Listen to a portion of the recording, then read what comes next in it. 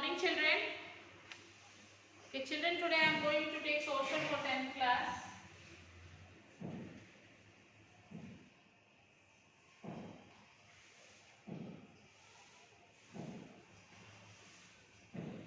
That is chapter 11, Sustainable Development Equity.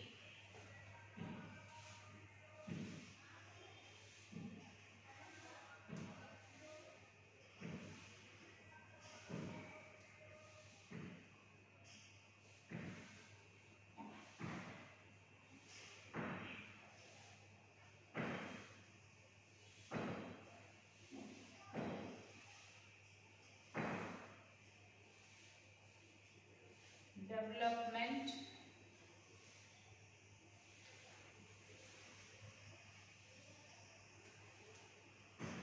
equity.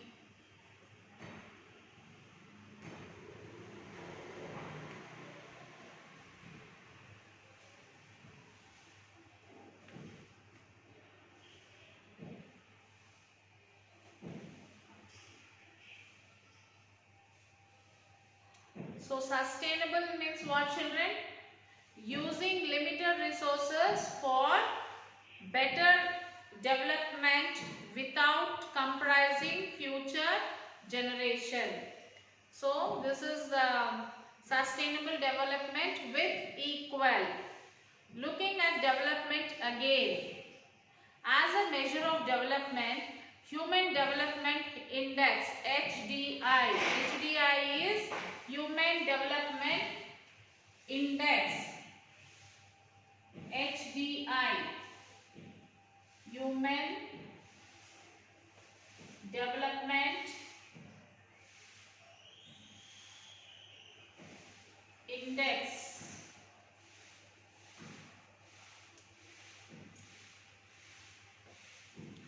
is an improvement over GDP and per capita income, refer to chapter 2, whereas GDP is an indicator of the value of goods and services produced in the country.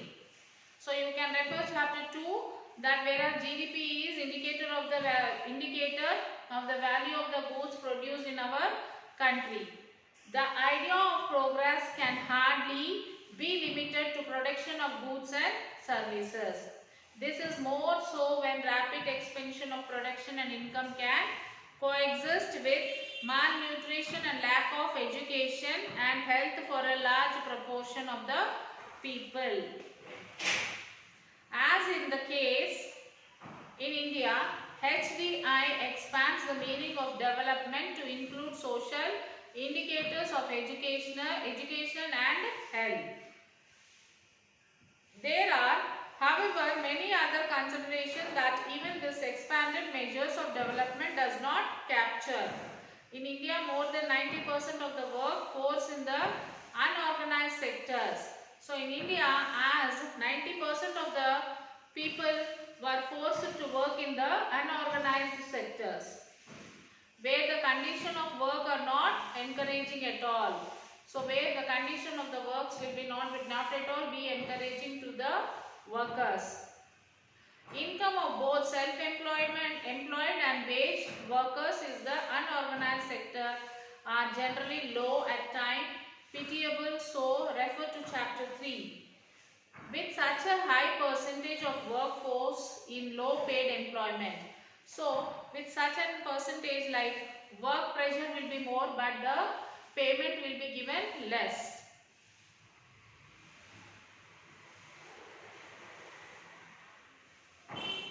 Increase in GDP and the enormous variety of goods and services being produced can benefit only select groups. People with high income and wealth are the ones who have all the choices in the world to buy and consume. So refer chapter 10. While some enjoy world-class living comforts, the vast majority without proper employment and adequate incomes are still deprived of minimum necessities for decent living. Such wide inequalities, incomes and opportunities across people cannot be the basics for a just society.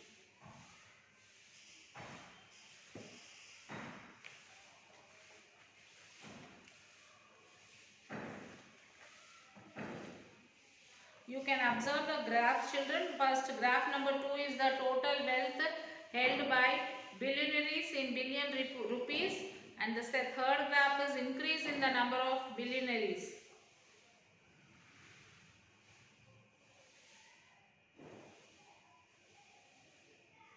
And you can see the figure 11.2 and 11.1 and 11.2 and see the differences between the two areas.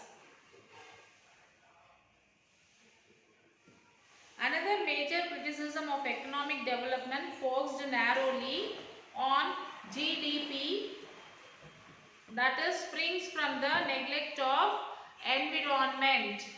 In various contexts, we have seen how the environment resources have been used up and damaged to an unprecedented extent in the course of economic growth.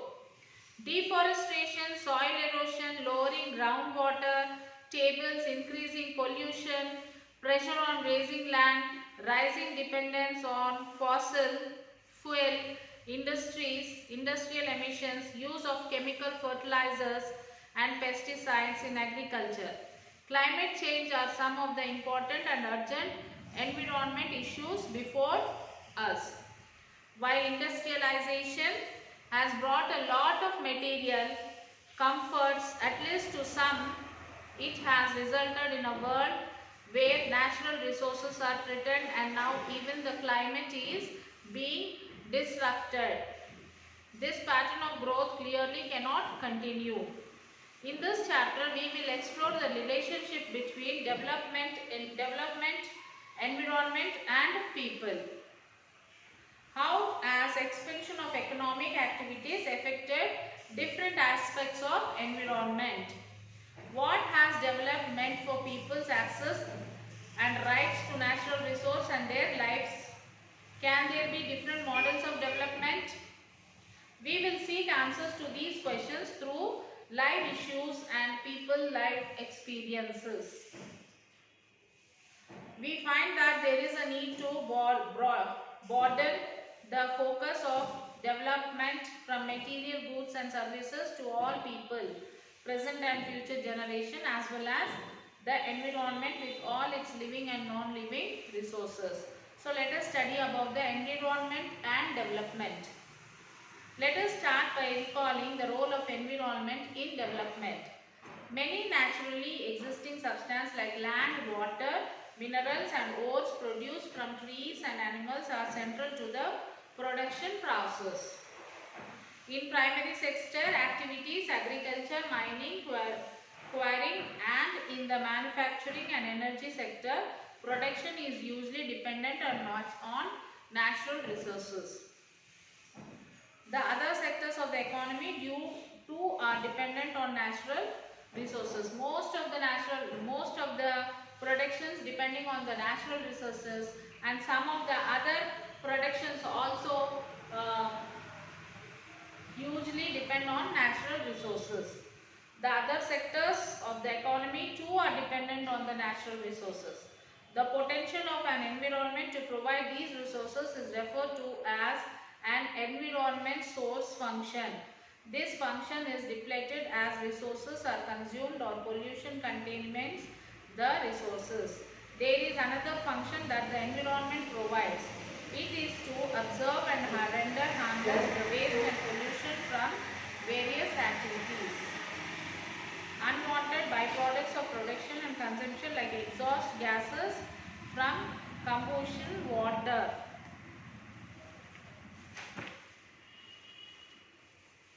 Which is used to clean products. Discarded packaging and goods that are no longer wanted and absorbed by the environment. This is an important as the source function. The sink function describes an environment ability to observe and render harmless waste and pollution. When waste outputs exceeds the limit of the sink function, long-term damage to the environment occurs. So in the past 50 years of economic development, both these functions of the environment have been overused. This has been said to affect the carrying capacity of the environment. This is the capacity of the environment to support economic production of consumption in the future. Let us look at a few examples. So first of all, first example is example number 1, that is, as per the traditional practice, the lifting of water was limited to supplemental irrigation or for a small area. For example, with Mota Bavi, only 2 to 3 acres on can be irrigated. So like for example of supply of water for the agriculture, so Mota Bavi, from that only 2 to 3 acres can be irrigated. With the help of that well water, only 2 to 3 acres of land can be irrigated. Agriculture was limited to rainy season and large area were rain-fed dry land. Over time, with new energy resources, pump sets, the work with petrol, diesel and electricity came into picture. So like in addition to this Mota Bavi, like the well, the pump sets work with the petrol, which works with the petrol and electricity, came into the picture. The impact has to be seen in two phases. Initially, there was relief from draggery. Lifting of water became very easy with pumps. So initially, with the help of the pump, it was very easy to lift the water. Water was also available in plenty. Water is also available in plenty. Open wells had water in 10 to 15 feet deep. So open wells, they have water and from the 10 to 15 feet deep. At most 100 feet depth. However, with the lifting of groundwater by electric and motor pumps, water table started going down. As they were taking out the water by the electric motor pumps, the water level was going down. So much so that in some areas groundwater is being drawn by a few hundred feet deep. After all, the water has to go down to the ground for it to be lifted up. So the water, how much they are taking, the water is going in deep. So after all, when the water is lifting up, it has to go down. This is called recharge. The path of water under the ground is through the medium of soil and rocks. If the water drawn up is more than what is being recharged, then it is obvious that after some time you have no more groundwater left.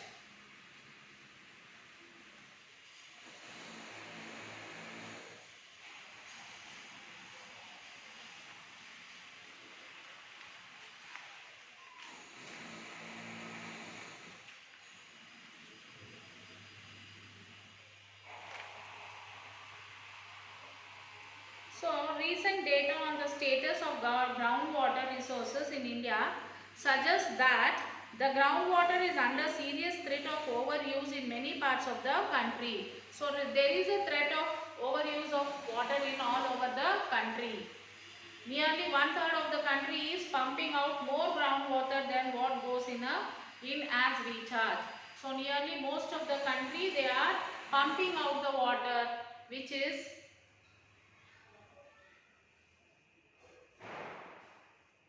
so the water which is pumped out, groundwater, then what goes in the recharge. About 300 districts have reported a water level decline of over 4 meters during the past 20 years. This points to an alarming rate of extraction.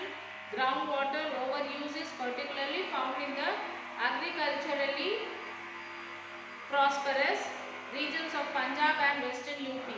Hard rock plateau area of central and south India, some coastal areas and the rapidly growing urban settlements.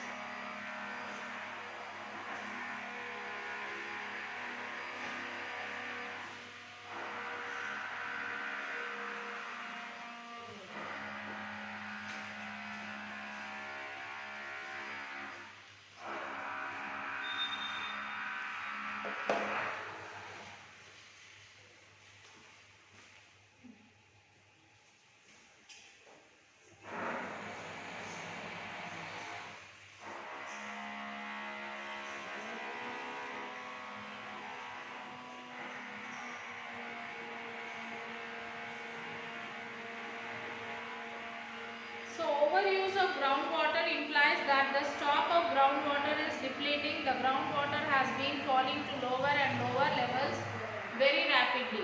So overusing of groundwater is becoming that rapid, going on rapidly. Very rapidly it is going down. The quality of groundwater is deteriorating along with the quantity. In 59% of districts of India, water from hand pumps and wells is unsafe for drinking. So 59% of districts from our country, that is water which water from the hand pumps which we are using is not safe for drinking. This is because of contamination of groundwater from the chemical industries, waste, agriculture and industry. Because of the contamination of the factories waste, the chemical which is sent by the factories through the waste and the agriculture and industry waste, these all contaminate the water, and this is why the groundwater which is taken out from the hand pump is not safe for drinking. Water is being used as a sink to dump all kinds of waste and toxic substance. This is not easily reversible. We will see the consequence of this in the next example. So water is being used as a sink to dump all the waste materials, which is very bad for the people who intake this type of water. So what consequence will be happen if we take this water, we will see in the next example. This pattern of development is in the direct contract of what sustainable development stands for. Sustainable development is development that meets the needs of the present without compromising the ability of future generation to meet their own needs. So example 2, pesticides are an important component of the modern agriculture practice, are used to protect the crops from pests so that the yield is high. Environmentalists, however, realized a long time ago that the use of pesticides have adverse impact on the environment. The environment is simply unable to absorb the toxic substance beyond a point. So in the year 1962, Rachel Carson wrote in the book Silent Spring about the impact of spraying DDT for mosquito control on birds and human beings. Substances like heavy metals contained in pesticides do not decompose from the environment but instead accumulate inside living organisms. Thus the portion of DDT gets deposited in the body of the fishes in the lakes where the water containing DDT flows. The poison is too small in quantity to kill the fishes, but if one bird eats several fishes, the combined dose of the chemical inside the fishes is lethal enough for the bird.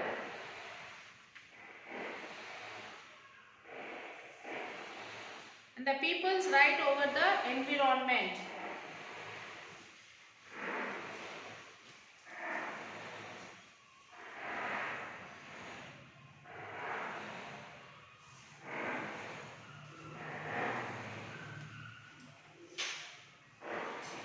Today there are countless causes where attempts at modern development have caused large-scale environment problems.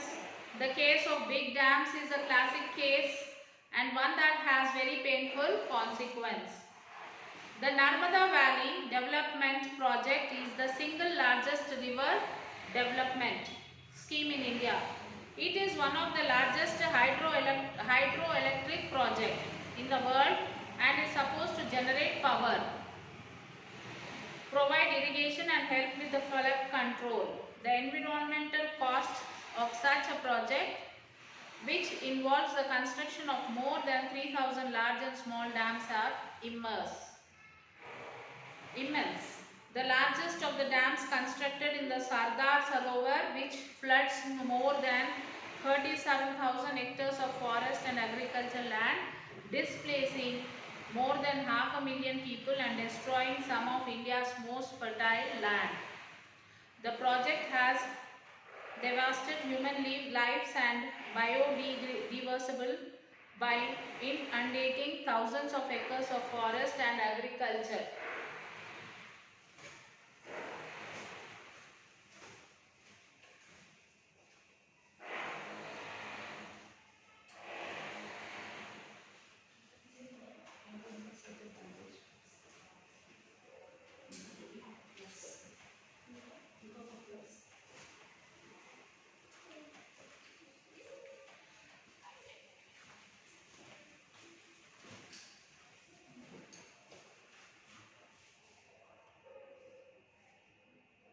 The project has devastated human lives in biodiversity by inundating thousands of acres of forest and agricultural land.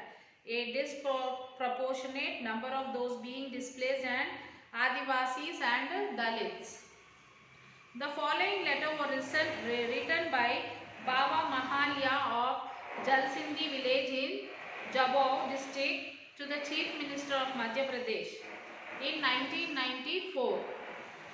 It was recorded in Bilala and translated into Hindi, and a part of it is reproduced below. It questions the very idea of development. So this red color print is completely a letter which was written by Baba Mahalya of Jalsindi village. He wrote this letter to the Chief Minister of Madhya Pradesh. So read this letter, children, and we will continue the remaining class in the next session. Children, read the lesson and read the letter writing and then answer the question in your own words. Till then, take care, children. We will meet you in the next class.